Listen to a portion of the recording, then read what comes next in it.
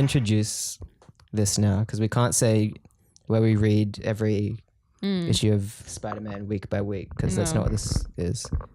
That's what we usually do, though. This is a bonus episode. Yeah, this is how much we like you guys. That's why it says bonus episode in the title. Wow. It doesn't. Oh. No, it probably does. Probably does. We'll see. They have more knowledge than me at this point. Yeah, they literally do. That's spooky. Time is relative. Time is a concept. As Miles says in this movie we're talking about today. Yes. Was that a good segue? Oh my God, it was a perfect segue. Spider-Man into the Spider-Verse. Was I meant to join? Yeah. Let's do that again. Okay. Spider-Man into the Spider-Verse. Yay. In 3D. It wasn't on 3D. It wasn't in 3D. Do they make 3D movies anymore? I haven't seen one since like the Shark war. Boy and Lava Girl. Yeah, Shark Boy. Yeah. Just Shark Boy. Shark Boy. Yay.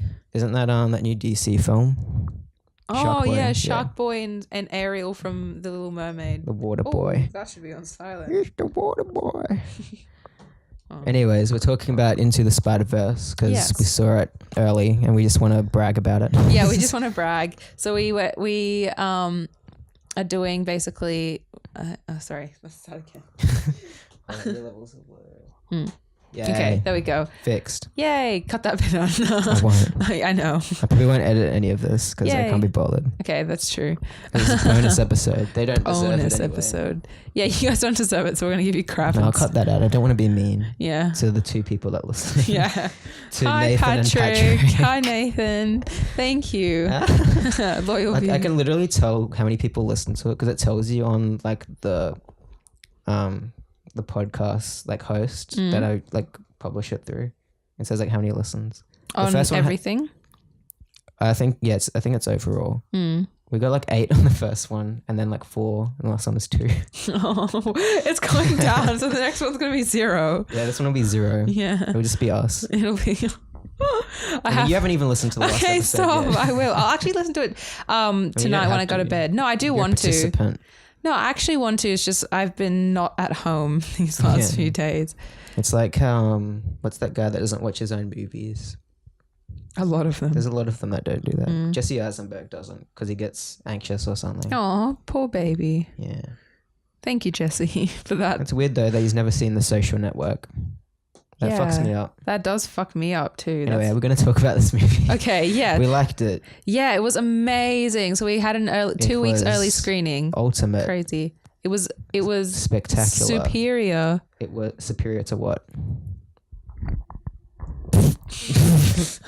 It was the web of I don't know. What's another Spider-Man thing?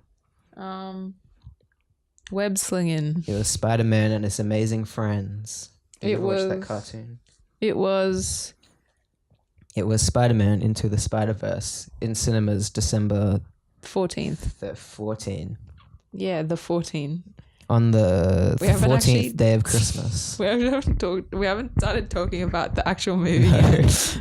How are we going to do this? We're going to do non-spoilers first. Okay, yeah. So for like half an hour or so. Yeah, and then we will actually make sure there's a big disclaimer from us when we go into spoiler territory. So stop. It'll be me yelling something. Or bass boosting. Yeah, with the bassy voice. Yeah. What will I yell? Spoilers. Spoilers. Spoilers. No, they're going to think it's spoilers and stop listening. Oh shit, that wasn't the cue. But if you hear that again, then that is the cue. What if they don't hear it again?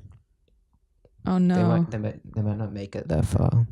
Oh. If Seamus is listening. Seamus, you fucking asshole. That's going to be our running gag in this podcast. How much you'll never know. Yeah, exactly. That's a funny thing. Until like, no, I was going to start mentioning our friends, but I won't. Oh yeah. That's not good podcasting. No. To just name people that we know that the listeners don't know. Exactly. Also to all our new listeners, welcome. Because I feel like Spider-Verse is going to get a lot of... Yeah, I'll put the hashtags. Yeah. Spider-Verse. Early review. In cinemas. Because we're probably going to be one of the first people that are doing a podcast review of this movie. Maybe. No, I think... I don't know. I'm sure like other people have done it. Like I didn't say the first. I said one of the first. Like special people that go to like those media screenings. Oh yeah. I mean, like I don't. We're the first normies. Yeah, exactly. Just calm down. Oh my god. Ruby. How do you review a movie? I did it once and I started bleeding. Do you remember? Yeah, guys, that was not pretty. Venom review. Yeah. But I think everyone was bleeding after seeing Venom. Yeah. But that's not we're reviewing a different Sony Spider-Man movie. Yeah, a good one. Yes, it was so good. So what do we want to start talking about? So we're gonna basically let's go into why we thought it was amazing. What we liked, yeah. Yeah. I think it really captured the comic book really well. Like it was the first movie that kind of adapted a comic visually, but not like really annoying about it. Yeah. Because some live action movies try to do it like Thor Ragnarok. Not even Thor. Oh yeah, some bits do, but like I'm thinking more like Watchmen, where it's like they're trying to bring the comic to life, but it's still live action, and you can't bring that same level of like color and I agree. Like dynamic movement and stuff with live action. Yeah, totally agree. Well, what is your opinion on Sin City then as a movie? Sin City is good because they stylized that even more than Watchmen, I'd say. Yeah. But yeah, even then, Sin City could have been animated. Like most of that was animated anyway. Yeah. They could have done like Persepolis. Do you remember Persepolis? Yes. Yeah. I love that one. We're already talking about other movies. But yeah, Spider-Verse. It had a really tight structure. It always focused on Miles as a character. The main protagonist. It didn't get too lost in like the Spider-Verse. Exactly. It didn't get too eaten up by all the other characters. Even though there are a lot of other characters, it still felt like it was Miles' journey. Yeah, and all the other characters had purpose and motivation. Yeah. They weren't really just, cool. Especially like, the villains I did enjoy. Yeah, we probably shouldn't say who like main villains are. Yeah, I just said. Are you going to bleep that out? You didn't say it. I didn't, no. What do you mean? Yeah. They didn't hear it. They didn't hear. Are you because the trailers don't like show. No, they don't show any of the villains. Yeah, actually, now I'm thinking. They show like flashes of them, but they don't like outright say what the main villain is. Yeah. Yes. No, but so basically for those who aren't too familiar with the plot, I'm not going to I'm just going to give a quick synopsis. It's pretty much the Miles Morales origin story mixed with the Spider-Verse event. Yeah, which is you're spot on. So if you guys don't know about Miles Morales, he is the Spider-Man in his universe after Peter Parker sadly passes away. Yeah. And then he has to step up and fill the big shoes, and that's the journey that he goes through in this movie. Yes, but in this movie, some super collider thing goes off, and other Spider-Men come into his universe, and he has to help him out. Yeah, to get and back become home. A hero. Yay! Yay, hero. Do, do, do, do. Dun, dun, dun. Oh, I will say one thing that disappointed me a little bit was the score, because when I see a Spider-Man movie, I want like a really memorable score. Definitely. But I don't remember like the theme in this. Like there's some bits where I was like, oh, the music's really cool here. No, the theme is "Baby, I'm a Oh, yeah, the Post Malone song. Which played like a few times. 3 times, I'm pretty sure. Because it played at the start, then he sung it like at some point. Yeah. Then it played at the end. Yeah. That's not a spoiler. Like people don't care about that. No, they don't. But yeah, the music. I liked how it had like modern hip hop influence. Me too. I like that genre. No, and I feel like it is reflective of this day and age and what's popular at the moment. It's not dated. It feels very funnily enough, because Sony are usually like way behind on like current trends. Yeah. Oh god, that felt like a movie from 2005. Yep, it really did. That would star like who's someone from back then that could have been Venom. I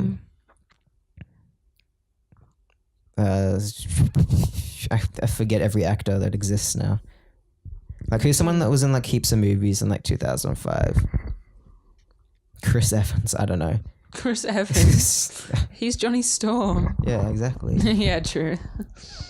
But yeah. What else did I like about Spider-Man? Into the Spider-Verse. I really enjoyed the way it was animated, and you can tell that straight away from seeing a trailer or even a poster, but it's so like what you've seen in trailers and clips it's just a bite-sized sample. It's like in the movie it's so much elevated and Yeah, I liked that they used like actual like comic book coloring techniques, like the half tone dots, like shading, and the chromatic aberration, like on the edges with the light bending around it. Yes. Yeah. So beautiful. Yes. Yeah. And the way they showed like movement, like they'd cut out frames so you could like see the poses for like a moment longer. I loved that too. Yeah, that was just something so special that I haven't ever seen really been done before, and it just felt it almost watching Into the Spider-Verse was to me, and this may seem very grandiose, but to me it felt like I was watching something like it special happening in cinema. Yeah. Honestly, because it was just so different visually to any other animation I've ever seen. Yeah, I agree. Yeah. Full Lord and Chris Miller have been like pushing that on like Twitter and stuff. They're like it's like groundbreaking animation. Like they've been working really hard on it. Exactly. And it goes to show like even like the Lego movie, like that was also groundbreaking, you know? Like they just keep, it feels like everything that they bring out is just like... Yeah, they're like the go-to guys at the moment for like creative animated films. Exactly. Mainstream. Yes. Because it felt very similar to those movies to an extent. Like it had it felt like a Phil Lord and Chris Miller kind of production, even though they didn't direct it. Yeah. I'm not sure if they had a hand in writing it. I'm sure they did. But yeah, do you mean like in the beats wise? Sorry. Yeah, in the plot structure and also just the way they tell stories where there's like creative flourishes and what should I call it? Yeah, it's hard to kind of like fault them because they put like everything you need to put in like a animated movie to make it work. Like it's got the heart, it's got the characters, they have motivation. It's got the message too, which is important. Yeah. That's another thing I liked is I love a good setup and then a payoff like in the third act. Like when someone like says something to a character in like the first act and it comes back to like defeat the villain. Yeah, I love that too. We won't talk about specifics now, but like yeah, we can. Whenever that happens, like it reminds me of like 80s movies where like the hero like wins the day with like some like silly trick they learned offhanded, or something they heard like earlier in the movie. Yeah, and like something that you wouldn't pay attention to, but then when you see it again, you're like, oh my god, it's so cool. I love that shit. What else can we say without spoiling anything? Yeah, good question. Voice acting was really good. We won't say like specific people. Yeah. We were like, oh, that was that person, and that Yeah, because there are some spoilers in there if we say But yeah, Shamik Moore as Miles was really good. Awesome. Yeah. Oh man, blew me away. Amazing. And also, I thought we both were kind of skeptical about Jake Johnson as a Peter Parker, but it just makes complete sense for the character he was playing. Yeah. Because they do have a different Peter Parker from another universe voiced by someone else, which I liked a lot better. Yeah, me too. It sounded more like Peter Parker, but the Peter Parker we meet, I feel like who was in more of the film it's not your typical Peter Parker, not the Peter Parker you know and love. I like to think that's the Tobey Maguire Peter Parker after in the future. Yeah. It's the continuation of Spider-Man. Yeah, one of my friends said the same thing. He's like, so is that meant to be the Tobey Maguire Spider-Man in the future? Because he's got brown hair. Yeah, true. I mean, all Peter Parkers usually have brown hair. Yeah, but... except maybe one in this one. Who's to say? Oh, okay, yeah, true. Who's to say? Yeah, exactly. We're being very careful. Also, props to Haley Steinfeld. I liked her as Spider-Gwen. I had a little bit of a nerd out about Spider-Gwen when she came onto the screen for the first time. I have just started reading, if you listen to the last podcast, just started reading her comics, and I'm hoping to read more because I'm enjoying it. Yeah. And I like this character. She's very unique in my eyes, but also weirdly enough has that same kind of feeling you get from reading a Spider-Man novel where the way he conducts himself in battles and stuff, it's like still it's like her own thing, but it also brings that same God, I'm really bad at explaining, aren't I? But that's all right. You know what I mean. Yeah. Yeah. Anyway, No, I need to read more Spider-Gwen. I think I've only read like a couple. Yeah. Yeah. She's cool. She's rad. She's in a band and she's my goals in life. Yes, the Mary Jane. The Mary Janes. Face it, Tiger. You just hit the jackpot. Yay. Yay. Do you want to go into spoilers or? We're only at 15 minutes. Oh, really? Yeah. Wow. Wow. Anything else you want to say? Yeah. Yeah, I liked how each of the different Spider-Men, you see this in the trailers, like, but they each have their own animation style. Yes. So when they're all on screen together, it's like, what? Like, it shouldn't work, but it does. But it really, yeah. like, I remember there's one, I don't know if I should go. It's in the trailer. So the scene where they're on the roof and they're all like literally huddled together. And I'm just thinking like, again, the same thing I thought instantly was this shouldn't work, but it looks amazing. Yeah. Yeah. It looks so cool. And Miles's roommate, as someone who's read like the Ultimate Spider-Man comics, I was a bit disappointed that he wasn't like more in it. Okay. Because you know Ned from Spider-Man Homecoming? I Yes. feel like they took a lot of inspiration from that character from Ultimate Spider-Man and just put him in as Peter's friend instead of Miles's. Yes. Because like he even looks similar, and in the comics he looks similar to Ned in the movie. Wow. And he's like always building Lego sets. Yeah. And he's the one that's like hella excited when Miles finds out he's got Spider-Man's powers. Oh, which happened. Oh, yeah. No. Yeah, and I think he's the one that gives him like the Spider-Man costume in the comics. Oh, that's really. Oh, dang. Yeah, because he's like to the read Spider-Man these. nerd. Yeah. So I was a bit disappointed that his character didn't have much. They did. Like to they do. just snatched Spider-Man Homecoming, snatched that character. Yeah, so I feel like that's probably why they didn't do that in this, because people would have been like, "Oh, is that meant to be Ned?" Yeah, and but then when Ned stole from that one, but yeah. Also there was a lot going on in that movie as well. So true. yeah, but like not in a bad way. I mean, like if you tried to push another thing in, maybe it mightn't have fit. But yeah, you know. Yes, maybe in the sequel. Yeah, which I hope, fingers crossed, happens. Oh, they'll definitely make one if this makes like a ton of money, which it probably will. Yeah, it's a Spider-Man movie coming out in December, like. And yeah, when school holidays are on, and it's animated, like it's animated movies always make money, no matter what it is. Exactly. It could be like a movie about a horse that wants to be a reindeer. Yeah, it could be fucking Michael Caine as a bird, like flying through town. He's got to find like the perfect bread.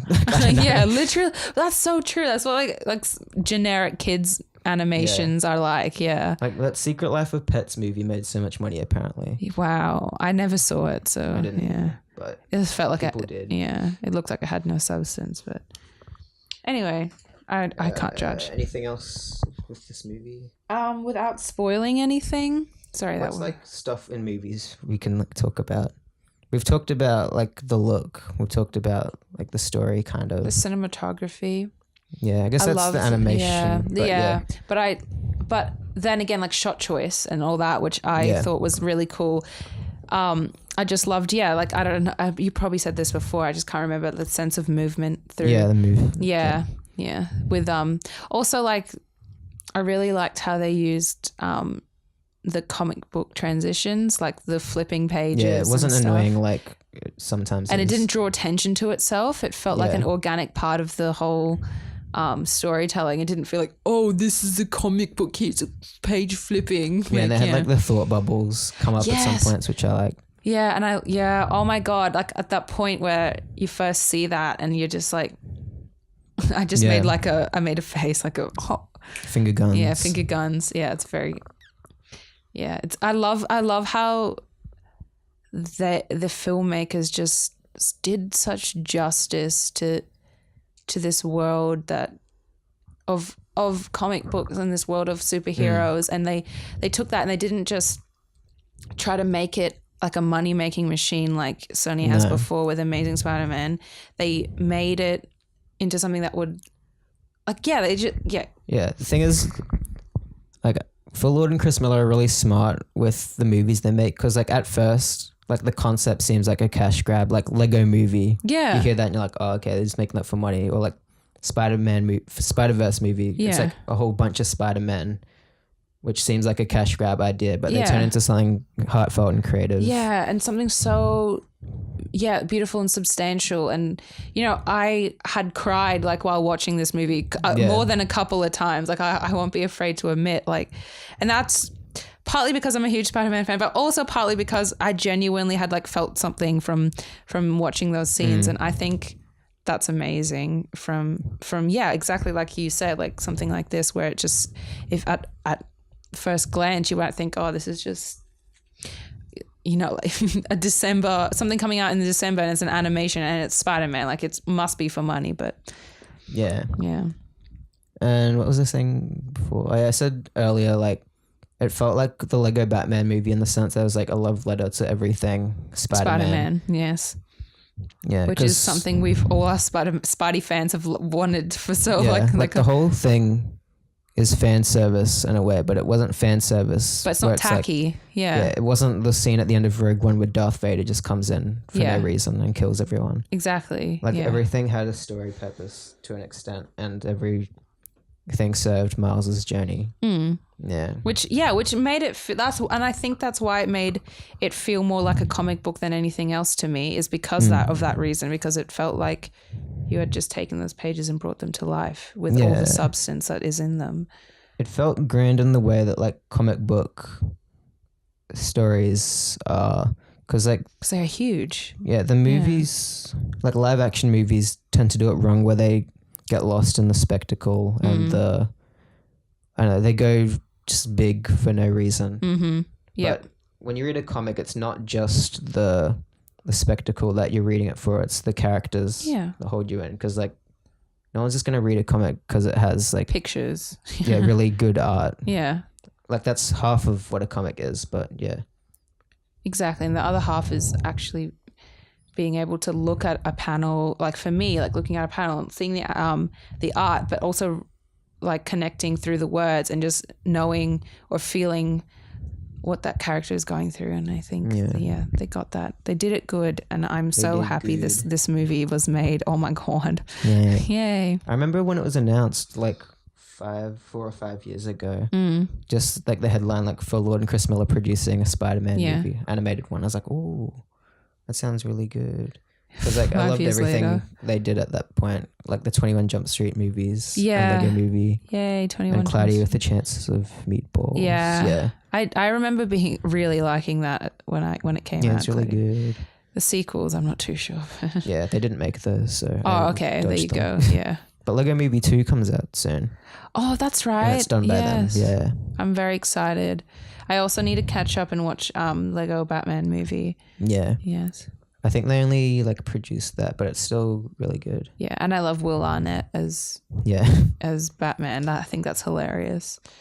Yeah, there's like weird running gags in that movie. Like Batman loves watching Jerry Maguire. What? And at the start he sings a song about how cool he is. It's a weird movie. I like weird movies though. That's the thing. I love that Channing Tatum voices Lego Superman. It's like perfect. Yes. I remember first watching the Lego movie and being like so pleased with all the different like celebrities that voiced like the many plethora, or the plethora, of characters that are in that. I agree. Same thing kind of happened in this movie too. Yeah, this movie had a really good cast. Yeah, and like celebrities too that like surprise kind of. Yeah, I guess we can talk about some of the other cast that we haven't talked about yet. Like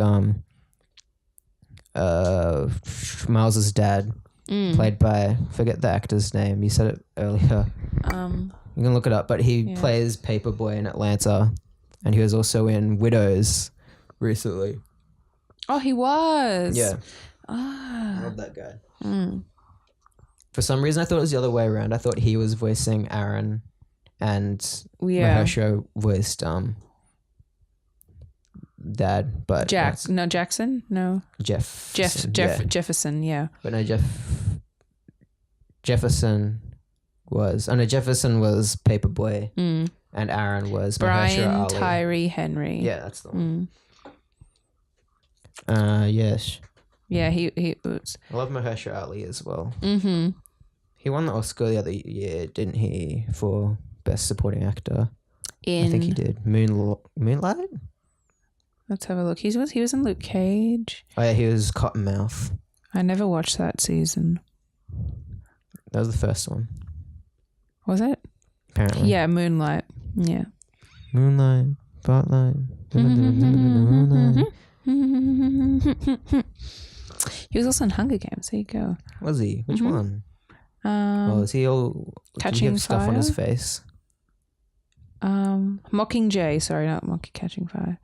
I don't know. I never watched the Mockingjay Part 2. Just don't bother. Yeah, please don't. I saw Mockingjay Part 1 like on my birthday and I have no like recollection of it. You just forgot your birthday because of it. Well, no, maybe it was the second one. I saw one of them on my birthday and I was like, oh no, it was a James Bond movie. Oh, what? How did you mix that up? It was Spectre. I have no memory of Spectre. I don't either, and I remember watching it too. Yeah, I just remember Dave Bautista's in it.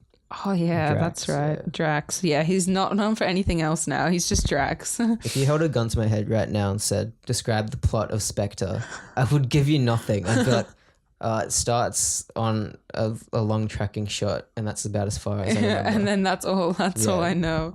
That's so Whack. funny. Cast John Mulaney as Spider-Ham. Positively hilarious. And Nicolas Cage as Spider-Man Noir. I'm Spider-Man Noir. He's so funny. Now switch to kryptonite. I was drinking water while he was doing that. Sorry. And I nearly died. Yeah, we watched Kick-Ass the other night just because. And It's one of my favorite Nick Cage lines. Yeah. He had a good one in this. I forget what he said, but I remember hearing it. I'm like, that's a Nick Cage line. Yeah, me too. What was it? It's like when he first comes in. Oh, it's about the wind. Yes. And he's like, because there's like wind constantly blowing him for like dramatic effect. Yeah. He's like, Wherever I go, the wind follows. Yeah, that's right. Yeah, because Miles was like, where's that wind coming from? Yeah. Spoilers. No, I'm kidding. No. If someone like comes in the movie and it's like, oh, that was ruined for me. Oh my God, please. Catch these hands, boy. Now what do I have to wait for in this movie? I'm leaving. Well, no, I'm not going to lie though. I didn't want to watch any reviews for Robin Hood before I saw it because of that reason. Because I was like, I didn't want all the funnies to be spoiled for me. I actually did the same thing. Yeah, like there's a podcast I usually listen to that did a Robin Hood like review and I like skipped it because I was like, I want to see it. Yeah, exactly. I don't want to like expect them. I just want to see the fucked up funnies and just be like, oh my God. Yeah. Is that it before is that all we have before we go into spoiler territory? I guess so. I just have another thing. Yeah. Sing elevator music while I think. Yeah. Do, do, do, do, do, do, do. Nope, I can't think of anything. Okay. Spoilers. We're at 27 minutes. That's all right. Yeah, that's pretty We good. didn't lie that much. Spoilers. Wait, no, what was I going to do? Spoilers. Spoilers. Spoilers. That means leave. Yeah, leave if you don't want to be spoiled. If you've seen it or you just want to be spoiled, I don't know why. Yeah, why would you want to be Stay. spoiled? Yeah. I guess some people don't care. Yeah, some people don't. And They just that's see the fair movie enough. and then make their own opinion. Yeah. Which, fine, whatever. Do you do Also, you? how long do you reckon it'll be until everyone says this movie's overrated? Because that always happens when a movie gets 100% and like critics are raving about it. Then it comes out. The day it comes out on Shield Posting, people will do it. Yeah. Shield Posting. If anyone from Shield Posting fucking listens to this podcast and you are one of the fucking contributors to the shit that goes on in there, I hate you. Anyway, continue. I think I've gotten good now, like not letting like hype ruin my enjoyment. Oh, yeah. Yeah. Like, even if I'm not like super excited when I see it, I can still appreciate when like a movie is good. Like I won't be like, oh, it was overrated. Yeah, and I don't like that. I don't like the people that rule out something because it's overrated in quotation just marks. say you don't like it and then stop. Yeah, exactly. Just you don't. And I think if people say that because it's like their opinion is so shallow. Is that so? Like the strongest argument they have is like it's overrated. It's like, Yeah. I don't get why other people like it. Yeah, and that's literally their opinion. It's like that's not an opinion. Like, Yeah. sorry. Well, if it is, it's a weak one. But whatever. Yeah, you can say why you don't like it, but you can't say other people shouldn't like it. Yeah, that's so true. Yeah. Girl. You can say things are underrated though, because that's just saying like you think people should appreciate it more. Yeah. But yeah, don't like yell at people for not liking a movie that you like. Yeah, or vice versa. I love the original Ang Lee Hulk movie with Eric Bana in it. Yeah, I don't even though people hate it. The Hulk is my Spectre. Like, you know, yeah. So like I can't remember what happens in it. Like I don't know why. Yeah, it's a movie I always like half watched as a kid because it was kind of boring to me. Then I rewatched it for some reason like a couple years ago. I'm like, fuck, I love this. Oh really? I should watch it then. It does like that stupid thing with like I was saying before, the comic book panels. Like it splits into things and it looks dumb. I've never read a Hulk comic. Yeah, I don't think I have either. I've read comics that he's in. Yeah, he's always in other people's comics. Yeah. Like to me, like he's never been his, like the way that I've read comics anyway. He's never been like, oh, like his own. Yeah, I've never found him that interesting on his own. Yeah, so he's just Bruce Banner going like, dude, run away. I find the other Hulks more interesting. Yeah, She-Hulk and Red Hulk. I love She-Hulk. Yeah, She-Hulk's great. Have you read much She-Hulk? No, not much at all. I've only read like the most like recent like run that's going at the moment. Oh, it's really true. Good. Okay, I haven't even touched that one. No. Yeah, the art's like really simple, and some people say it looks like cheap and what's the word? They say it looks like amateurish, but I really like it. Like the colors. It has like a really nice like pinks and blues and green color palette. I love that. Yeah. And I feel like Spider-Verse was very pink, green and blue though. Well, in some bits, but it was very colorful. Yes, in general. They should make a She-Hulk movie. Yeah. I'd love that. That would actually be an animated She-Hulk movie. Ooh. I've always wanted a She-Hulk like Netflix series, but they've cancelled them all now, so they probably won't do that. Oh yeah, and that's something else that we haven't talked about in the podcast yet. Yeah. They cancelled Daredevil. Seriously, that actually really grinds my gears. Like genuinely, makes me very. If anything, I hope that means we can see like Kingpin and Daredevil like in the movies now. Yeah, no, that'd be like because as long as it's the same guys. Vanessa. Oh yeah, we're on spoilers now. Okay, Let's talk about the movie. Yes, so. Dang, Kingpin as the main villain. I love that. Yeah. Because, I've always wanted a Spider-Man movie with Kingpin. With Kingpin, we haven't... antagonist. Exactly. Yeah. I think also part of the reason why I did like the Spider-Man game so much is because it involved Kingpin. Not so much, but it like the whole plot was thrown into like he was the, catalyst or the... Yeah. He's the first boss you fight. Yes, exactly. But no, who is he voiced by again? Liev Schreiber. Yeah. Oh man. Sabretooth from X-Men Origins. Yes. But he's so good as Kingpin. I wouldn't have imagined him as Kingpin, but it works. And the way his character design. Oh, sorry, that's loud. His character design. Oh my gosh, it's just amazing because I feel like Kingpin is like under because like in the Daredevil series, you get a sense that he's a big guy, but in the comics when you read, he's big. Like when you read, you know, The Amazing Spider-Man, like he's a fucking huge guy. Like you just like read that, you're like, what the hell? Ultimate Spider-Man specifically. I think that's why they made him look like this in the movie because he's so thick in Ultimate Spider-Man. The main universe they're in is the Ultimate Spider-Man universe in the movie. Yes, that's right. Yeah. Correct. Because he's fighting Green Goblin at the start, and it's he's the demon Green Goblin who turned himself into that because he knew that. Anyway, he knew that Peter Parker was Spider-Man. And he injected himself with the spider venom, but it went. And then killed his wife. Yeah, that was messed up. Yeah. Poor Harry Osborn. Literally, poor Harry. Yeah. Yay. Yay. Yeah, so that's right. So the first bad guy you do see actually is Goblin, isn't it? I think so. Big boy Goblin. I'm just trying to think. Yeah, it is. Because then, so it starts off with, basically the movie starts off with the origin story of Spider-Man. And I love the way they actually did this. So like, I feel like a lot of people might not like this because they think it's campy or whatever, but I love it. Like, the whole, all right, let's go from the beginning. Let's get this right to begin with. And it's a running gag throughout the whole movie. Yeah. And he says his origin story, like, you know, I got bit by a radioactive spider, yada, yada, yada. And it's a overhead shot and his comic book, the first issue, it's the Amazing Fantasy cover. Yeah. Is slapped down on the table. And I got goosebumps when I saw that for the first, I was like, oh my God, wow. Yeah. What was I going to say? Dude. I forget what I was going to say. Keep going. The beginning of the movie? Yeah, something about the beginning of the movie. Oh, yeah, it felt self-aware, so it wasn't annoying. Yeah. It wasn't like Robin Hood where it starts. Yeah. It's like, with a narration. this isn't your daddy's Robin Hood story. Yeah, exactly. This ain't a Robin Hood story you've heard before. Oh my gosh, so cringy. Yeah. Yeah, exactly. And that's why, yeah. It felt like reading the rectangle text in a comic book. That's what it felt like, you know. Yes.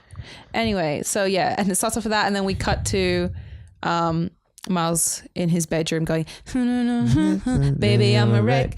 Baby, you're a wreck.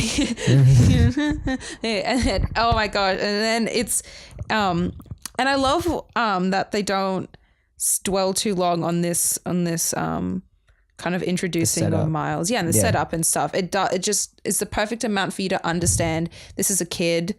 This is his situation with school, his family, his relationships. Yeah. And then well, how did he get bit again? Yeah, that's right. So he has this uncle. Uncle Aaron. Uncle Aaron. And I love Miles Morales as a character, by the way. I just want to say this. I always I feel like I overlooked him before I watched Into the Spider-Verse, but now I'm like, I want to read the Ultimate Spider-Man.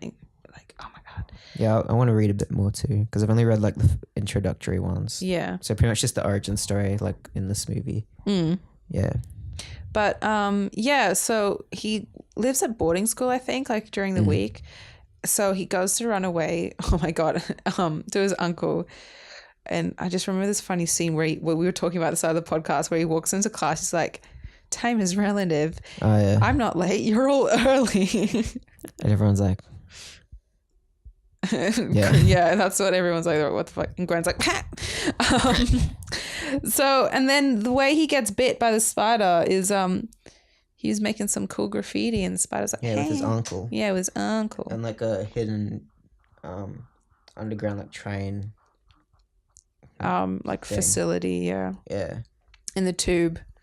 Yes. And you don't realize why Uncle Aaron knows about this little spot. Yeah, it is kind of weird until we find out he's the Prowler and he's been prowling around. Yeah, he's been prowling. With the Kingpin. Yeah, he's a bad guy. Yeah. Oh, did you know that was Uncle Aaron? No, I did. Oh, I knew at the point I realized it was Uncle Aaron's when he goes back to his uncle's, Miles goes back to Aaron's apartment and starts to write a note and then he sees the prowl. And then I was like, oh, it's him. Like that. At that point, I kind of knew. Yeah. The thing is, I knew from the very start because it's like a known thing in the comics. Oh, of course. Yeah. There you go. But yeah, I didn't mind because like, I don't like when people get annoyed at like, oh, the twist was predictable. Because like it's not just about the audience, it's about the characters. Exactly. Yeah, but watching a story, it's not meant to just bamboozle you constantly. Exactly. It's not all about subverting expectations, you know what I mean? Yeah. That's how I feel about the end of Infinity War 2 when people are like, who are they fooling? Of course the characters are coming back. Yeah. Like, that's not the point. Yeah, exactly. That's why they killed the characters that you know are coming back. So you'd be like, wait, where is this going? Yeah, and I totally agree with you. And I, again, shield posting, you are like this, but that page. Yeah, it's that page. Is it worth it for like the 2 funny memes like per week? Per week, literally. There are only 2 that get posted every week. And they probably don't get any fucking likes anyway or get seen. No. So, oh well. Yeah, so I really did like the relationship and that arc between Miles and his family. We don't get to see much of Rio, but that's okay because I did like the scenes that she was in. Like when Miles comes home after Spider-Man dies, he sees Spider-Man die especially. And then... that's always like a key thing in his origin. Exactly. Seeing that happen. And it's his with great power comes great responsibility moment, I feel like, especially also obviously Uncle Aaron, seeing him die as well. But yeah, why do we keep seeing Peter Parker die this year? I know. This needs to stop. I know. We need to calm down. Yeah, this one wasn't as sad as the Tom Holland death scene. But still, Mr. Stark. I don't feel so good. I don't feel so good. I don't want to go. I don't want to go. I don't want to go. I actually cried when I first watched that. Yeah, who didn't? Yeah, honestly. If you didn't cry at that point, I bet you don't cry when you see a dog die. Yeah, but people say they didn't cry because like, oh, Spider-Man, of course he's coming back. Oh no, that's we know. Honestly, if you are like that, why are you watching the movie? Yeah, why are you watching movies? Yeah, why are you watching movies in general? Yeah, and why are you consuming any form of storytelling? Yeah, that's like watching the Titanic and be like, I didn't cry because I knew the boat was gonna sink. It's like, stop saying funny stuff when I'm drinking water. Do you know how many people cry watching Titanic? Like, you're fucking kidding me. Yeah, like, oh, you people are the worst. I think those are people who are like really what do you call it? Very precious about their emotions and stuff, and just want to come off as like they can't empathize. Yeah, easily. Sociopaths. Yes, pretty much. So actually, that's how you figure out if your friend's a sociopath. Show them Infinity War, and if they say, "I didn't cry when Peter Parker died," show them Titanic. Show them Titanic, and if they don't cry, then they're a sociopath. Anyway, what else do I want to say about? Yeah, the way Peter Parker gets killed in this is Kingpin just punches him real hard in the chest. But that comes back, like which is very cool, like that's what you were talking about before. Yeah, that's why I love in movies when like everything has a purpose, a payoff, like literally like every moment. Yeah, like nothing's in there just because. Everything's very like it feels like, what do you call it? Those Mandela painting or like Mandela art where everything is like is placed so specifically. But yeah, it's like every little bit has a purpose, not just like abstract. Like it's very yeah, especially when it's like just a little moment that's funny at the time and you're like, oh, that was cute, and you don't even think twice about it, but then that comes into play later, like the little bit when Miles is like trying to impress Gwen or Wanda, he thinks at the time there's like the hand on the shoulder, and then that's how he like defeats Kingpin. I know, and it was like, oh, such a 80s movies like and thing. Also like I love how he learnt that from his uncle. Like it came like that whole it just connects everything. I just love it. It's like, oh, it's like something so silly, but like it's just so good. Yeah. And then the whole is like watch the hands, not the mouth. Yes. Another one. He does that little trick on him at the end. At the end, get him back. Yes, and I just like stuff like that. It's just a leap of faith. It's like it's like, what is it called? Like taking your own advice and stuff. Practice what you preach. Yes, when Peter Parker says to Miles, you can't come here, or you can't come on this mission with us, basically like you have to, like, because you can't use your powers. He goes, it's all a leap of faith. And then Spider-Man or Peter Parker, there's a lot of Spider-Man, so I have to like say their actual names. Peter Parker nearly does it, like sacrifices himself. The second Peter Parker. Yeah, the second Peter Parker. But then Miles says to him, leap of faith. And then he goes, yeah, you know what? You're right. Yes. You're right, kid. We should talk about the Stan Lee cameo. Oh, don't. I want to start crying. Yeah. So Stan Lee's cameo in this is so beautiful. It's after, which is even more painful. It's after the scene where Spider-Man dies. Yeah. Oh my God. And everyone is basically having a vigil and a press conference like from NJ and in the city. And it's after that scene, which gave me chills. Oops, sorry, I just bumped the microphone. That scene gave me chills from like top to bottom. Where she. Yeah. Oh my God. I'm actually like trying to hold back tears. It's like, I really loved this bit. But yeah, no, Stanley's cameos, Miles is going to buy a costume to go watch that, a Spider-Man costume, which is all throughout the film. Like that costume, same costume stays with him. But yeah, and then the shop attendant is Stan Lee. And do you want to talk about what he says? I'm trying to remember what he says, like specifically. He says, I remember he says like, we were friends, Yeah, so they go like Miles gives him the item, and Stanley says, sad about Spider-Man, like we were friends, and then Miles asks Stanley, will it fit? Yeah. And Stanley says, it'll always fit eventually. And I was like, oh my God. But then he does a little funny when he points to the sign and it says like no refunds. Yeah. Which is really cute. I love that. But oh man, that really hit me hard, and I miss him so much. It's better than his Big Hero 6 cameo. Oh, he's just talking about underwear. Yeah. Oh my God. I wear them front, I wear them back, or whatever he says. Stan Lee voice. Yay.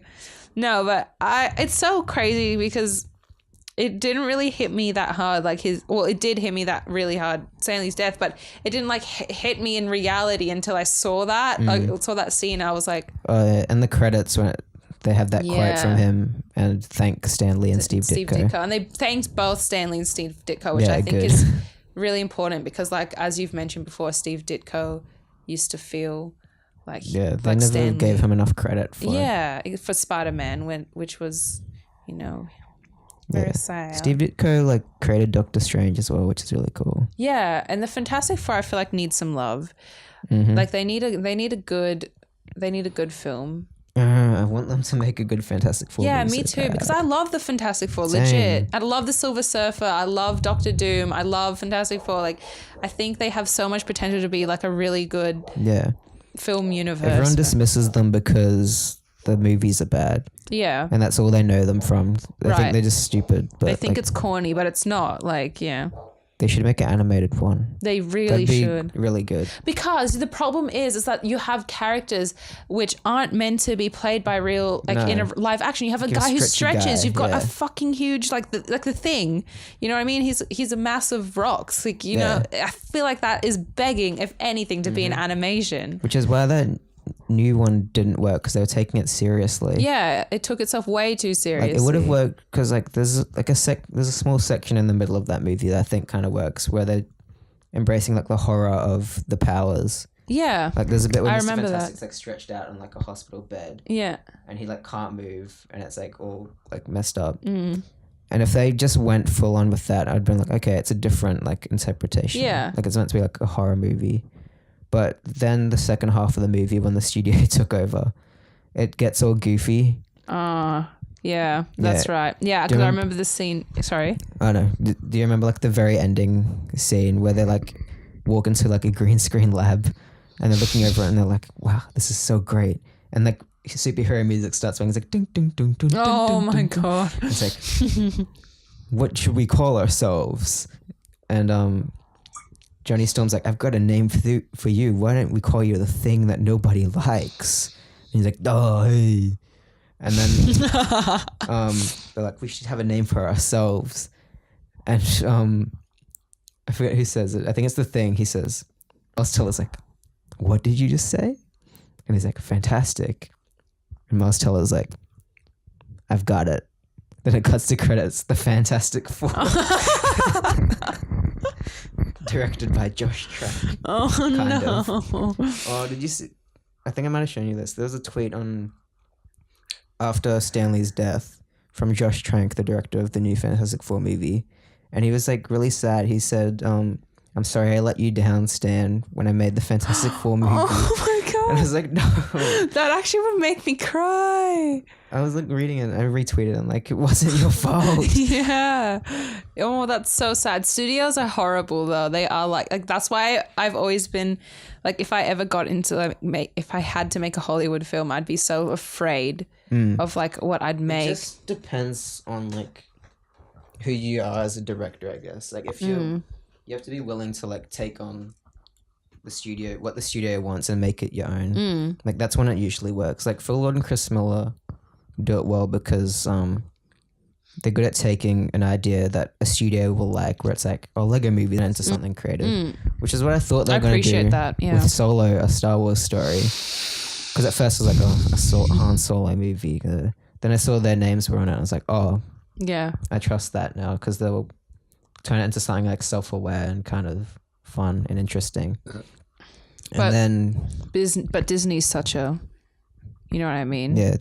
I feel But they kicked them off way late into the game. Yeah. Which means... Dog. Okay, we're recording again. We're back. We're back. A little break. The SD card filled up. But I don't learn my lessons on this podcast. It's so sad. Yeah. But at least we realized when. Yeah. I saw it when it stopped. Thank God. I think we were talking about Solo. Yeah. And the studio. What was I saying? Are you talking about how they would have? Yeah, like it was late in the game. Yeah, late in the game when they got. Yeah, because they had 2 weeks left of filming.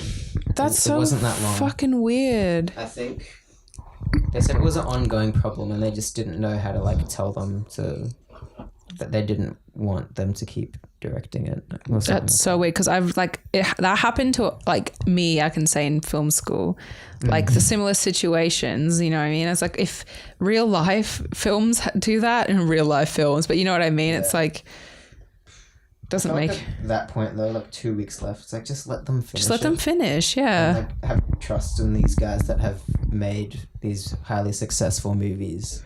Right, and if they're this far in, why would you like what is the last straw on the camel's back? You know what I mean? Like why now, not like versus 3-4 months ago? Yeah, it's all like hearsay. Like I don't think anyone's like outright come out and said like the specifics. But there's rumors that it was like on set the way they just weren't efficient with time or something like that. Okay, but they make like and keep going. They love improvisation and like just coming up with ideas on the day.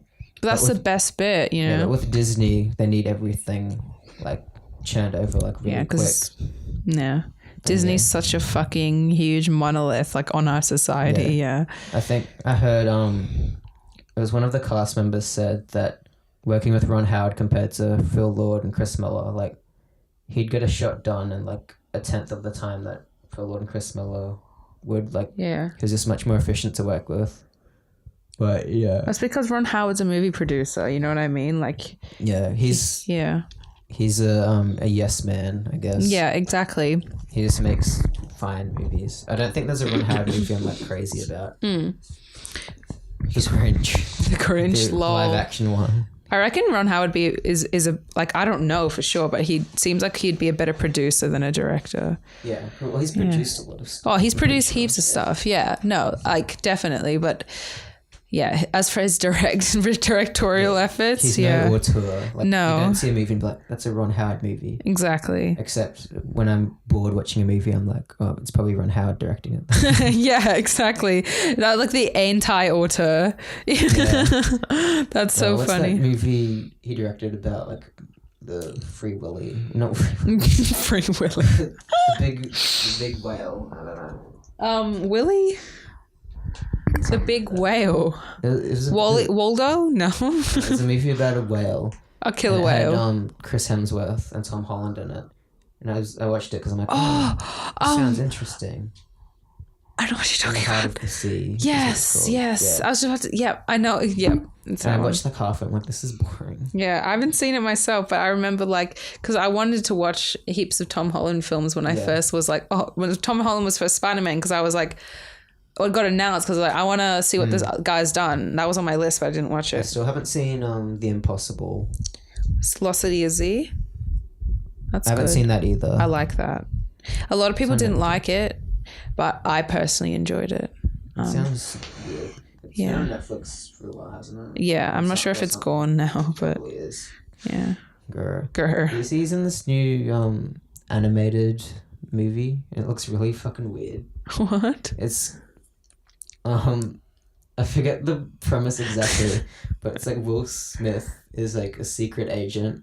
It's like, this is animated, and it's the trailer's cut in like a really weird way because like the first half is like, it's just like an Incredibles kind of like fun action like spy movie thing, and it hard cuts and Will Smith is turned into a pigeon. Or like yeah, and Tom Holland's in it, isn't he? Yeah. What the fuck? There's no build up to it or any like foreshadowing in the first half of the trailer. He just cuts and he's a bird. And he's a bird, yeah. It's like, what happened?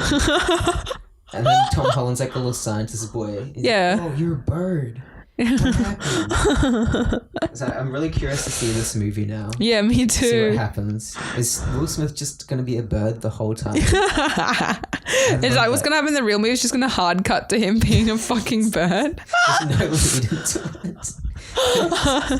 There's no like process of it. It's just like he's a bird. Just Holland holding a bird. But by the neck.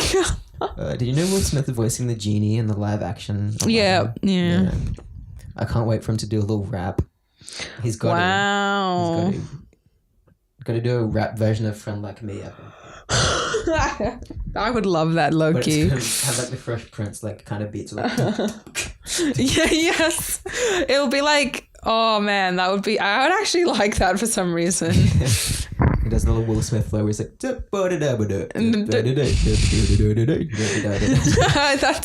that's like Will Smith's flow. Like that's it. Like you've spot on nailed it. It's called Switch.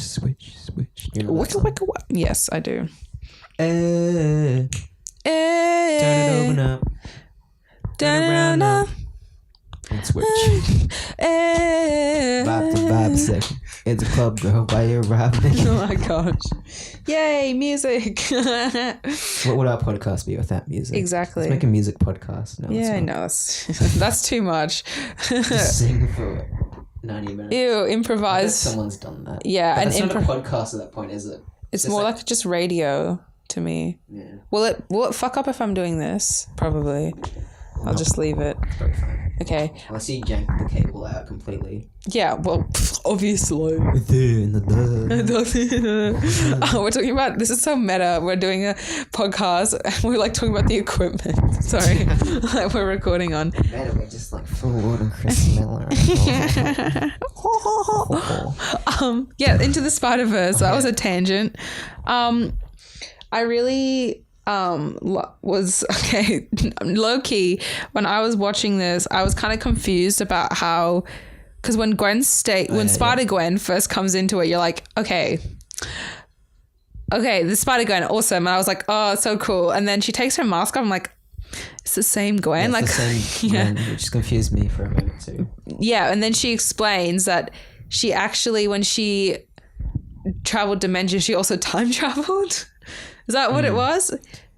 Yeah, I'm just thinking now, did that whole like time travel thing happen after we already saw her? Oh no, it would have been the next day, right? Yeah. What? Because you know how we see her at school? Yes. That was after Peter Parker dies, right? Yeah. It has to be. She ended up there during that whole thing, she said. Oh yeah, it definitely is because he's been bitten by then. Oh wait, no. I don't know. No, okay. So Miles gets bitten. Yeah. He goes back to his dorm. Right? And then does he go back to his dorm? No, I think he gets bitten and then like shit starts going because just already starts happening straight away. The first day we see Gwen, like he's already got the powers because you see him like on the wall, like and sweating and yeah. Yeah, because for a second there I was like, wait, I swear we saw her at the school before like all that shit happened. But then I remember like when he comes in, he's like, hey, I've never seen you before. Yeah, that's right. Yeah. No, you're right. Yeah. Anyway, but yeah, she explains that she got time traveled, and then that's how she knew Miles was Spider-Man. Because like they meet at school, and she's the ongoing joke that's you're just like me, or what do they say? Yeah, you're just like me, which I liked. It was cute. Yeah, so every time like one of the spider people, Spider-Verses met each other, they would say something along the lines of, you're just like me. And then this classic spider sense. I love how they put that in the movie, because like obviously the live action movies have struggled a little bit with the whole Spidey sense thing. I like how Sam Raimi does it where it's like a snap zoom and like a... Yeah. It's almost like a horror movie. Yeah. And like whip pants, like the things he's sensing. Yeah. It actually is effective though. Yeah. I think so. I like that. I do like it. Amazing Spider-Man, it's just slow motion and it looks boring. Yeah, slow motion. What is it in Homecoming? Karen talking to He doesn't Tom. have it in Homecoming. I remember everyone complained about it. Oh yeah. Where's his spider sense? Yeah. Because like they kept pointing out bits where he like gets hit, or like he doesn't notice things. So he's got spider sense. Yeah. They just don't need to be extra about it. Yeah, that's true. Yeah, because how do you do that IRL? Yeah. Yeah. Well, in Infinity War, he gets the goosebumps. That's right. I did like that though. That was very cool. I thought when I first saw that, I was like, wow. Yeah, that's the moment in Infinity War every time where I'm like, yeah. Yeah, exactly. Yeah, I'm like, this is what I watched it for. Yeah, I love that. We're fist pumping, by the way. Yeah, I just realized people can't see us. Yeah. No, yeah, and then I love that whole scene in Infinity War on the bus where he's like, Ned, make a distraction. He turns around and goes, oh my god, we're gonna die. I actually genuinely think that's really funny. It's like real life. The whole Gwen thing, it's very cool. It's funny because there's a point in where Miles is actually fighting Uncle Aaron. I forget his Prowl. That's right, Prowl. Yeah. When he's fighting Prowl, and he basically has him in a stalemate where, you know, he's about to kill Miles, and then he takes his mask off, and then he reveals that he's Miles. Oh, sorry, I don't know. He's also Miles. He's also Miles. Not to me like that, but I had just like me. Hey, you're like me. Oh shit. But I thought that was cool because there's a moment in the Spider-Gwen comics where something actually similar happens with Gwen and Captain Stacy. Oh yeah. Where he has her in a stalemate and is about to shoot her, and she takes her mask off. She goes, hey, like, you know, it's me, which I think is so cool because I love the relationship and the friendship between Miles and Gwen in this movie. It's so beautiful. No, I know what you're gonna say, so go. I like that it's a platonic friendship and it's not just like they kiss at the end. Exactly. For no reason. Like at the end they fist bump, like before they like, you know, they go friends. Oh, we just fist bumped because we're friends. Yeah. We're friends, yay! Yeah. Oh. No, but I love that. It reminds me of I loved it so much because I can relate so much to these characters. Like, you know, I fist bump you friends. Hey, all my friends listening. Hey, no, but I really did like that. Very fists. Bitch, lasagna. We just lost listeners. Yeah, we just all our T-series listeners are just like logged off. We have T-series listeners. No, we don't. I mean, one of my YouTube videos has like a lot of views from India. I know which one you're talking about. The short film. Yeah. All the comments are from They're really funny. Yeah, they are. They actually are. It reminds me of the comment section on like that Sing video we watched. I'm still standing. Yeah. Oh, it's beautiful because Johnny's dad is in prison and he's watching his son. Sing, Johnny. Wow, Johnny can sing. Yeah, no one knows what we're talking about. Yeah, exactly. Oh my god, I actually can't stop laughing. If you guys want to really have like, if you're so bored right now, no, I don't mean right now, actually listen to our podcast. No, but if you want to be entertained, go on YouTube and type down I'm Still Standing, Taron Egerton or something like that, and it'll come up with his character in Sing performing that song, and the comments section. It's so amazing. You have to read it. It's like a bunch of like normies and like parents and stuff. Yeah. It's like old people Facebook. I love it. Oh, I have to take a breather because I won't stop laughing. And now he's actually playing Elton John. I want to see that movie. It looks like a better Bohemian Rhapsody. Oh yeah, definitely. So funny. Yeah. You go. Oh no, it's so funny because Taron's like done so many things with Elton John before he's actually like played Elton John. And Kingsman 2 and I forgot Kingsman 2 as well. He sings one of those songs in Sing, and he also sings another Elton John song in another movie. Oh. Right? Anyway, probably. I think they chose him because of Eddie the Eagle. Yeah. Well, it's the same director as Eddie the Eagle. Oh, there you go. Yeah. I trust then. Have you seen Eddie the Eagle? I like it. I really like Eddie the Eagle. I think Hugh Jackman and Taron have excellent chemistry. Like Hugh Jackman's character didn't exist in real life. Did you know that? What? I was looking it up, and apparently that there was no like mental character like that in his actual life, so they just made him up for the movie. That's so funny. That's great. I kind of like that though, because it's like you want to tell a story, but you're not gonna just like tell it accurately just because you want it to be interesting. Bohemian Rhapsody. I like when biopics like change things to make it better for the movie. Yeah, because everything's in service of the story. Yeah. That's why I like that Steve Jobs movie you still haven't seen, because like it's like 3 short films almost. Wow. Because like it's just 3 points in his life. Oh, I had no idea it was like that. In real time, like each like segment. You're joking. Yeah. So if you had said that from day one, I would have like ran out to see it. The first section's like the 20 minutes or like half an hour before the launch of like the very first it's like the first Mac or like the first some Apple thing, and it's just like him backstage, like, and the interactions he has like with his co-workers and his family and stuff, and it's pretty much that like 3 times, but for 3 different like Mac, and then obviously it's different because it's 3 times in his life and stuff. So it's just those character points, dynamics evolving over I love the span that. of like a couple of decades. That is like what I'm so into when it comes to like films. It's like Aaron Sorkin dialogue as well, so it's like really good to listen to. Yay! I like his scripts. Good scripts. Anyway, and each section's shot differently too, which is cool. Like the first one shot 16mm, second one shot 35, the last one shot what digital. the hell? Why has no one told me this about this movie? I feel like I've had so many conversations about it, but no one's ever like explained to me. Very cool. Yeah, because when I heard about it, I was like, I gotta see this movie. Yes. I have no interest in that other one though. Which one? Ashton Kutcher. Oh God, I watched that one as band. Yeah, I don't lie. It just sounds like what you think of when you think Steve Jobs biopic. But even then it was just like, I couldn't watch it. It was almost painful to watch because it was just...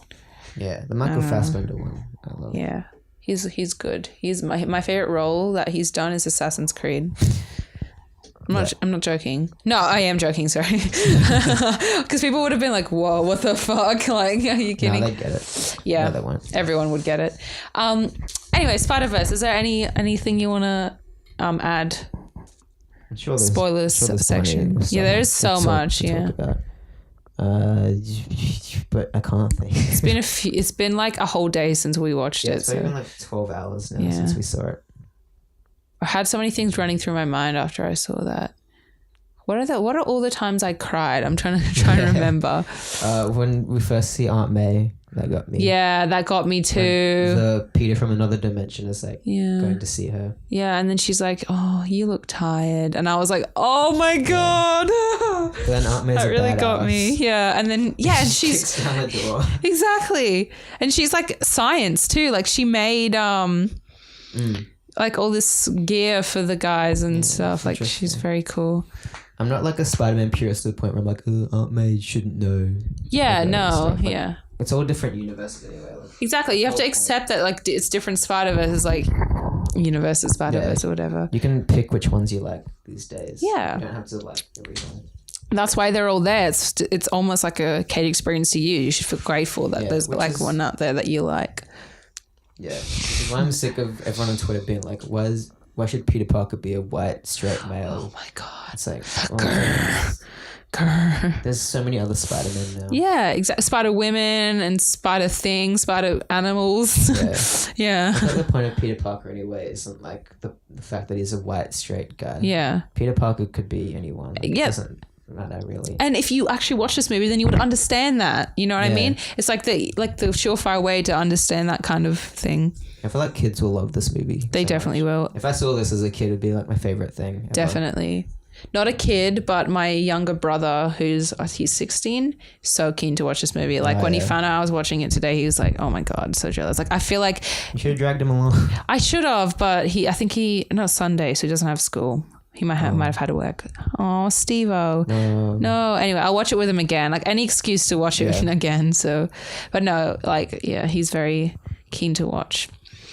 I feel like if I watched this when I was in high school, it would have fucking changed my life. Like, it has already, but yeah. Anytime I saw a Spider-Man movie, like throughout when I was growing up, I was like, yeah, this is favorite thing ever. Even the first Amazing Spider-Man. Yeah. Yeah. I remember just walking out of that being like, yeah. Yeah, me too. Really good about it. Exactly. I even felt better about The Amazing Spider-Man 2 when I watched it. It was like, that's, yeah. Anyway, whatever. We're sorry, Andrew. What was I gonna say? Thinking back to that Amazing Spider-Man movie. Yeah, we always come back to Amazing Spider-Man. We do a commentary. We really do. Let's do it right now. Yeah, no, I'll actually die. Like, I feel like I will fucking be deceased. We have to like amp ourselves up for it. Yeah, we need to get drunk. Have a few. Another drinking game. Oh, we should make like an actual official like graphic of a drinking game with rules and stuff, and like post it on our social media. Yeah, and have people play along. Yeah, that'd be really cool. No one would do it though. No one. No, we will become pop culture icons in the Spider-Man community. I hope so. Should I wait till like after the podcast to say this, because there's something that you would have to cut out. What is it?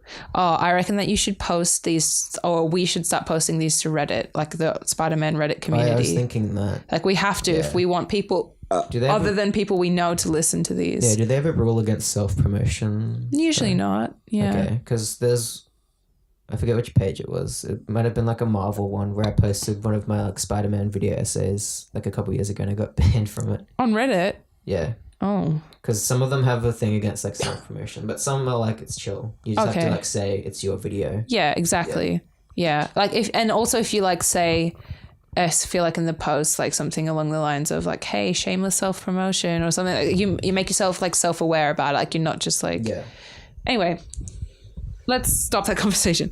What were we talking about the Spider-Verse movie just before this? I don't know. We were talking about Amazing Spider-Man for some reason. Like we always do.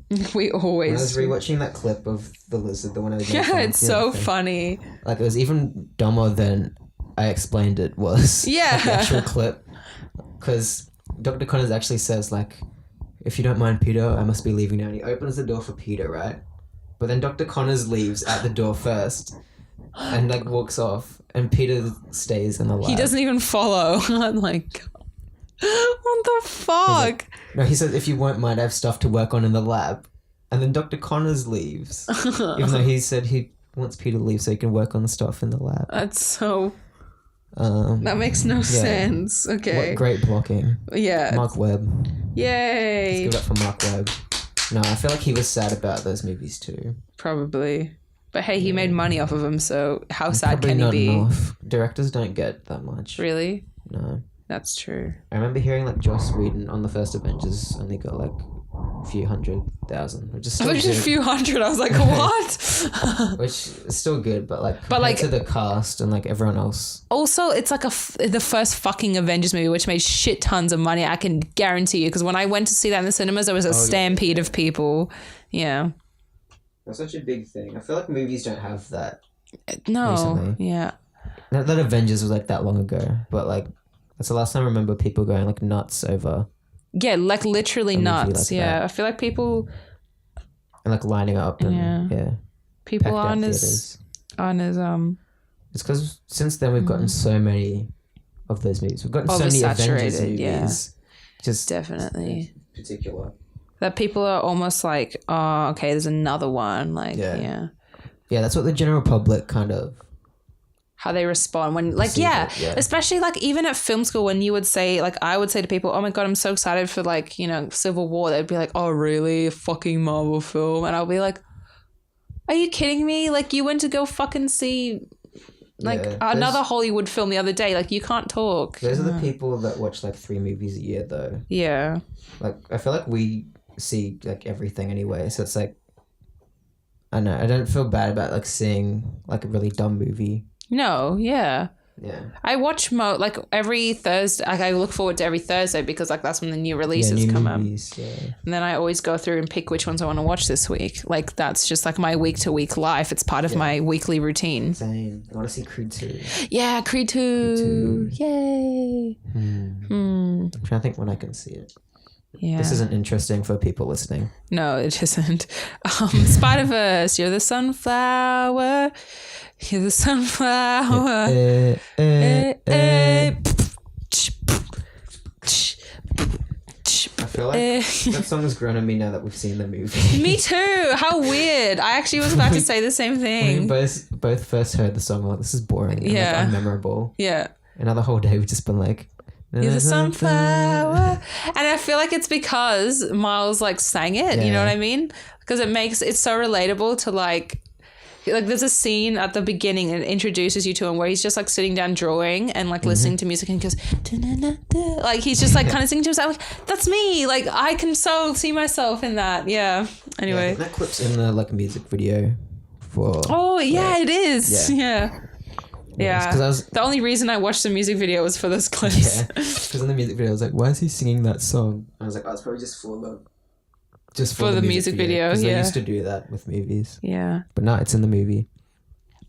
And also that joke where it's like, how many spider people are there? And he's like, save it for Comic-Con. I thought that was an exclusive for like the trailer. So they'd be like, save it for Comic-Con when we release the next trailer. But no, that was in the movie. What's Comic-Con? Yay. No, I think that, oh my God, yeah. To end, do you wanna like, is there anything else you wanna add before we close this up? Let's talk about like Easter eggs and like other Spider-Man like characters that were in it. Yes, 2099. Oh yeah, 2099. And then they recreate the Spider-Man meme, voiced by Oscar Isaac, which is amazing. I love that because I instantly heard his 2099's voice, and I was like, "That's someone I know," and it definitely was. I love Oscar Isaac.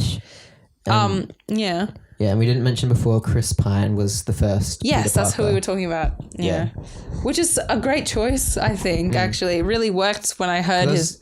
Yeah, because I was hearing it and I was like, who is that? That's not Jake Johnson. No, definitely. Yeah. Doesn't sound as like he's been on as many benders. Yeah, he's not as seasoned. Maybe it's vice versa. We'll never know, but that's just what their voices sound like. I just realized all the Chris's have been a Marvel character now. Chris Pine, Chris Evans, Hemsworth, Chris Hemsworth, and Chris Pratt. Yeah. Oh my God. They're like big Marvel characters. Yes, Chris Pine has tied that up nicely for them. I remember thinking like, Chris Pine's never going to be in a Marvel movie. But next minute. Now he's Spider-Man. And to top it off, he's Spider-Man 2099. Like that's pretty. Sorry, he's Spider-Man. Sorry, that's Oscar Isaac. Yeah. But yeah, he was fucking blonde Spider-Man. Yeah. Blonde hair, blue eyes Spider-Man. Yeah. Like when he tore his mask and I saw his eye, I was like, it's blue. What the hell? Like that actually freaks me out a bit. Yeah. The blonde freaked me out more. Yeah. I wish you could see the face that he just made. It was amazing. Like they keep making as if they're gonna like see it more. Exactly. Maybe. Hi. No, sorry, that's creepy. Look out the window and I'm just standing there like this is Black Mirror. That's fucked up. That's a good fucking Black Mirror episode. I feel like no, maybe not. Oh, there is an episode like that, isn't there? That'd be cool if it was like Bad Times at El Royale, but like this, like, and then people would come watch. Oh yeah, John Hamm's watching us through the window. Oh my God, can I? And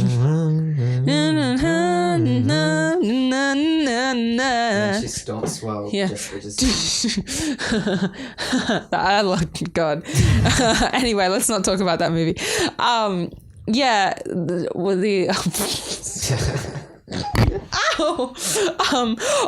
Zoe Kravitz plays MJ. Yeah, I liked that too. That was good. She played both MJs probably. Yeah, I think she did. Yeah, I didn't notice any difference in their voices, so there you go. But yeah, the end credit scene, not the post credit scene, the end credit scene, it's so good. Which one? The meme one. Oh, the meme credit. Yeah, the meme end credit scene. Yeah, so you know that meme where it's like the two Spider-Man pointing at each other. They do that with 2099. Yeah, he goes into the 60s cartoon. Yeah. It's so funny. And what I thought was going to happen is I thought they're going to do a thing where like he goes through like a bunch of different Spider-Man like incarnations. Yeah, like more of the Spider-Verse. Yeah, like you know how at the end of Deadpool 2 he like time travels like through like time and goes into like X-Men Origins and like a bunch of other shit. Yeah.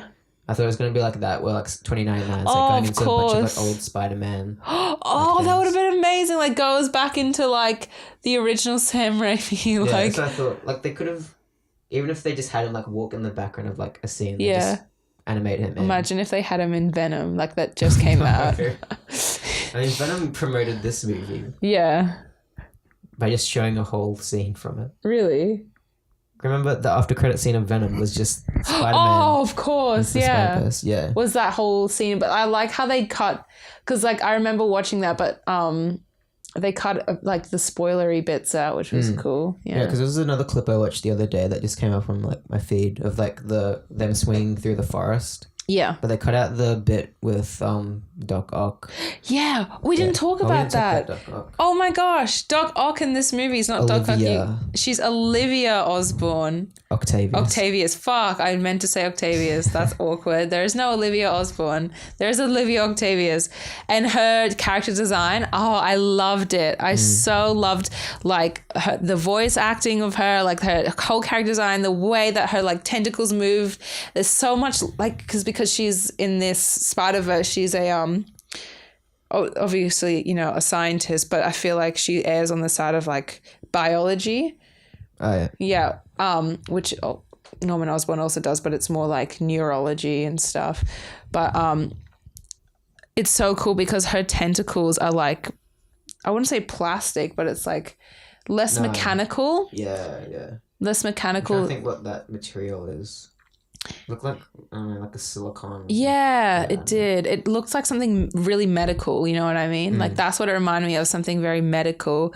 And it was really cool, yeah. And she had this awesome beehive like haircut, not haircut but hairstyle. Like one of those professors from Harry Potter. I forget what the name's called. The one that does like the tea readings and stuff. I think so. Yeah. She's like she's like not the mind reading, but the future telling. I'm pretty sure. Prophecy telling one. But she's like the bushy hair kind of as well. And the round glasses. And like the bandana. Yep. And we're talking about the same one. Yeah, that's what she reminded me of. She also, for some reason, reminded me of like a character that would be in Big Hero 6, which is interesting because like what you said before. Also a Marvel movie. Also a Marvel movie, yeah. Vaguely. Yeah, very vaguely. And I thought that was somehow going to tie in as a little Easter egg with that character. But no, it didn't. She's just Norman, sorry. I always try to say Olivia. Norman. I don't know why I'm trying to say Norman Osborn, because Norman Osborn is in this movie, but he's fucking a goblin. Olivia Octavius. I really enjoyed her being one of the bad guys. Scorpion's Mexican. Yep. His design I didn't like that much, but I don't care. I didn't pay too much attention to it. Yeah. I just like the classic Scorpion where he's in like the green. Me too. Suit. Yeah. Like in the video game. I like the Scorpion that they had in the video game. And they also had Tombstone in there as one of who wasn't like very like they didn't pay much attention to him as a character. I just like seeing him there. Yeah. I remember he was always in the 90s cartoon. Yeah.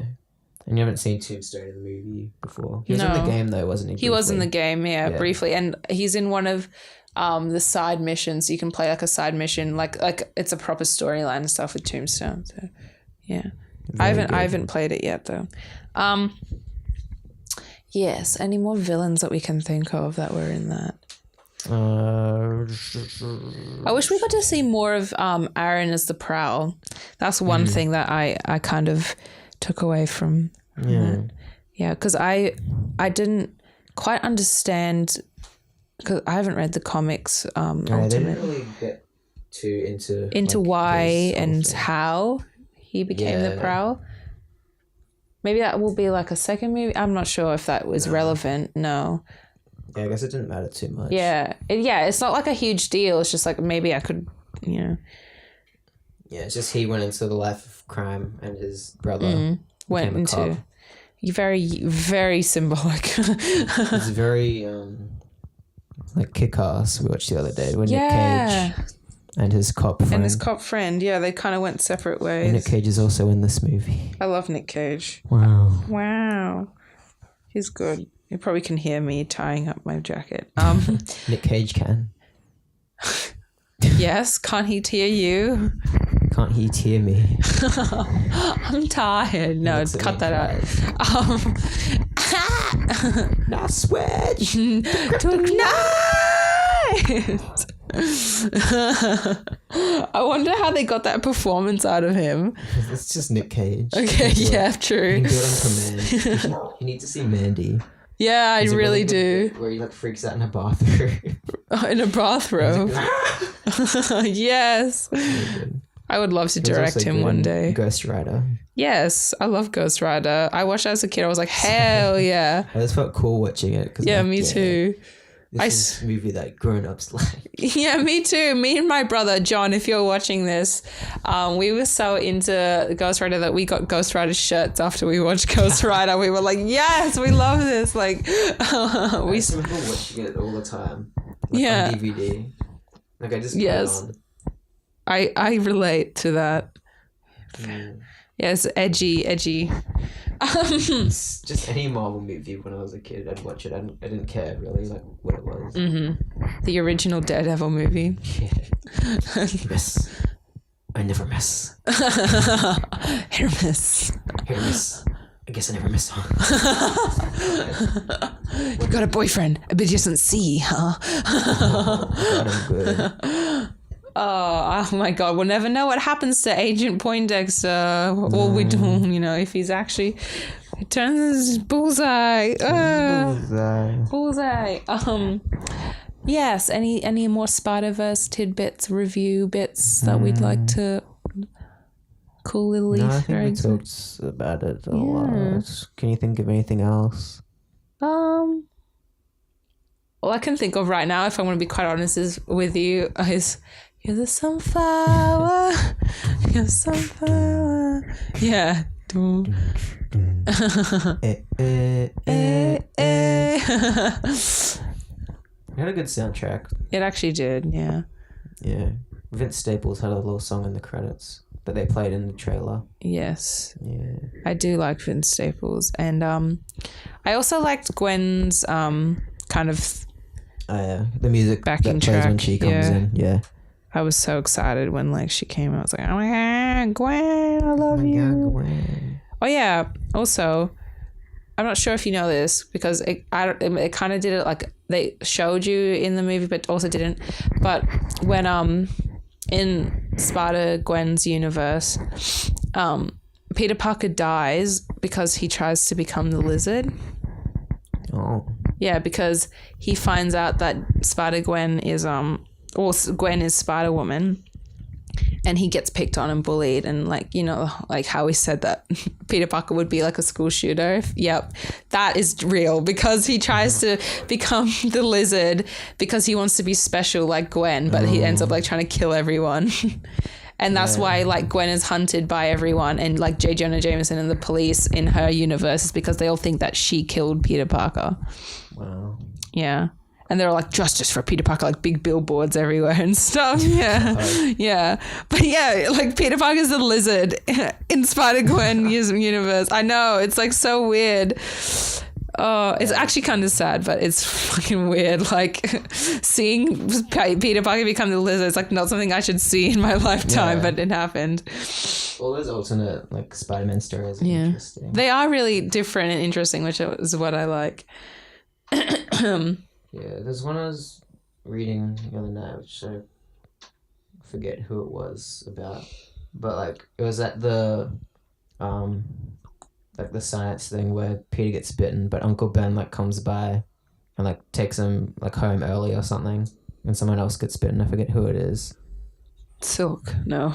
No, because Silk gets bitten just the same. Yeah, by the same spider too. Yeah. I don't know who it was. It was in the Spider-Verse thing I was reading. I could find it, but like I don't know how interesting this will be. Let's see.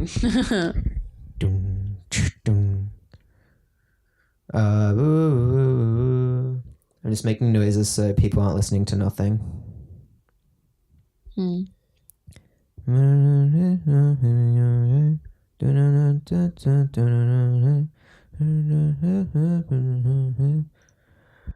I was reading this Spider-Verse one. It had a bunch of like different like Spider-Man alternate origin stories. Oh yeah, here. Is this the one where he has like a? Oh no, I think it was just an alternate universe where he didn't get bitten at all and no one got bitten. Because they recreate the panel where it's like, they'll be sorry they laughed at me.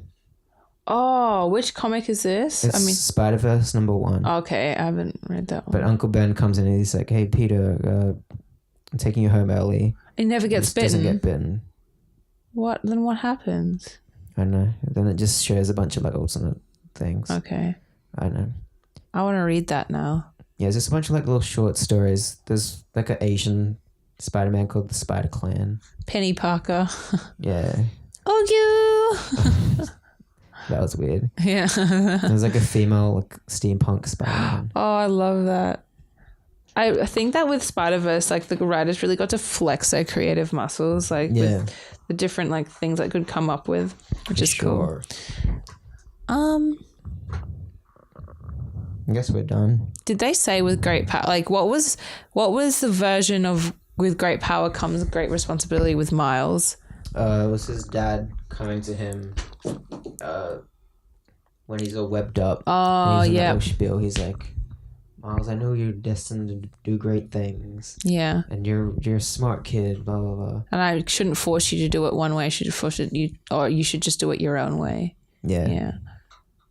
Yes, that's true. But they do say with great power comes great responsibility. Yeah. A couple times. But as a kind of self-aware jab, though. And Jake Johnson's like, I'm sick of that. Stop saying it. Stop saying But it. at the very start, when he's like going through like his history, when Uncle Ben says with great power comes great responsibility, I'm pretty sure that was just a soundbite from the Sam Raimi movie. Really? Yeah, because I'm like, that sounds like him. That's so cool. I love that. Like they actually included like something from one of the most like... Yeah, like when he was going through all like the things he's done, it was all like imagery from those movies. It was. But, like, changed. Like the train, the upside down kiss, yeah. I don't think people realize how important those films are.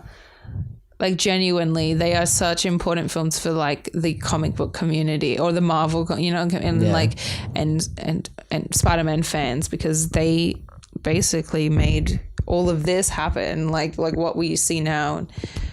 Oh man, I can't thank you enough, Sam Raimi, for making these films. Yeah, Sam Raimi. Yay. My favorite boy. Yay. But yeah, do you have anything else to add? No, I think that's all I have to say about Spider-Man Into the Spider-Verse. Yay. Coming out in theaters on December the 14th. Yes. Thank you for listening to this bonus episode. Yes. Hopefully this was entertaining. Yeah, who knows? We probably sound tired and yeah, I don't know. But I enjoyed talking about it. Yeah, after this conversation. It was easier than having to describe plots to comics. Yeah, exactly. Yeah. Join us next week or this week. What day is it? Sunday. Mm-hmm. So later this week, we're going to do episode 4 of Peter Palmer podcast. Yep. And what issues are we reading again? 14 to 18. Yep. Yeah. Issues 14 to 18. We've got some good ones coming up. Yes. I think it's Green Goblin. Annual. We got the annual as well. Oh, we're doing the annual this week. Oh, separately. Sorry, we're not doing the annual this week because that's like a lot of pages. Oh God. I mean, I've read it before, but I'd rather read it again. Yeah. To remember. True. We'll just do 14 to 18. Yeah. Yeah. Then we'll do annual next week probably. Yeah. Yeah, but we've got Green Goblin coming up. We've got the Daredevil. Which I'm really excited for the Daredevil one. Yeah. I remember it being kind of silly, but silly is good. Silly is definitely good. Because Daredevil's still wearing his yellow costume. Oh no, yeah. Ew. There's a reason they've never put that in the movies. Yeah. Even the red costume is like fucking, like when I see in the season 2 when he's wearing the red costume, I'm like, oh, like I want the black one back. The black one, yeah. And yeah, so don't forget to follow us on all our social medias. Facebook, Twitter, Instagram at peterpalmerpod. Yeah, we got some cool clips that you can watch and funny memes and interact with us there. On Twitter especially, also, send us hate mail. Yeah, peterpalmerpod@gmail.com if you want to email for some reason. Yeah. Want to tell us something longer than 140 characters. Yeah, I think some people can do 280 characters on Twitter now, but I don't know. Oh well. Whatever. Yeah. It's still not enough letters. Should we mic drop? Mic drop. See you later, guys. Thanks. Boom.